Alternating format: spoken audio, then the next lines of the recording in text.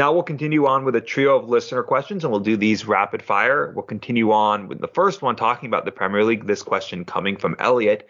Do you think the Premier League is overall a net positive or negative in terms of its players' performances in other tournaments?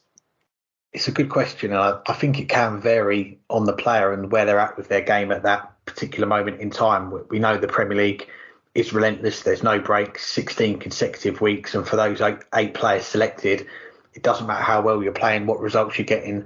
You are going to have to show up each week, play in front of those big crowds, the cameras, all the lights are on you. And if you're not firing, you're losing first game most weeks, it can have an effect. It is bound to. And we've seen that with Peter Wright at the start that he's had this year. He won that World Series event. We were wondering if it was going to be the start of another hot streak for him. But as we just touched on in the picks, he's sitting on 2 points after 8 weeks and he's bottom of the table. And he knows he's got to play another 8 weeks with a slim chance of making that top four in the playoffs, winning the tournament. But he's expected to show up and try and perform to the best of his ability and get some wins on the board. And then we go on the other side of things. We've seen in recent weeks how a good week or a good few weeks in the Premier League can have a positive impact on a player. You look at Gerwyn Price, who we started the show talking about in that conversation as one of the best players in the world. And he's been in that conversation before as being one of the best. Last year, probably weren't too many times we were saying it. So we are mentioning him again. And the Premier League's had an impact on that for sure, winning those back-to-back nights. So I'd say overall it's probably more positive than negative for the 8 players, but you are potentially going to get 1 or 2 who are towards the bottom of the table, and it might just set them back for a little while.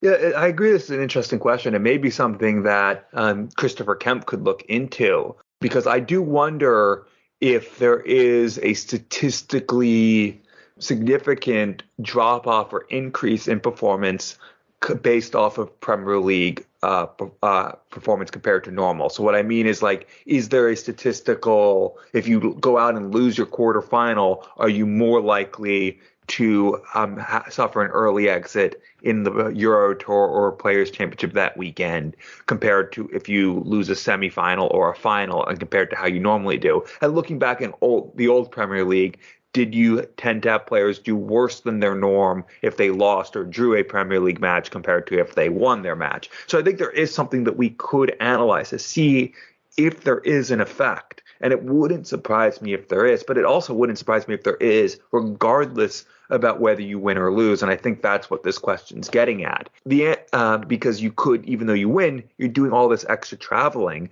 and you might find yourself tired when you do show up to those Pro Tour weekends or have to then fly all the way to Germany or somewhere in Europe to compete in the Euro Tour. So my hunch would be that overall, it is a negative, at least in the short term, but obviously in the long term, getting that experience, if you do well, will help, and obviously doesn't hurt the checkbook and the bank account. But I just don't know. But I think that's something that would be interesting to see what the statistics say.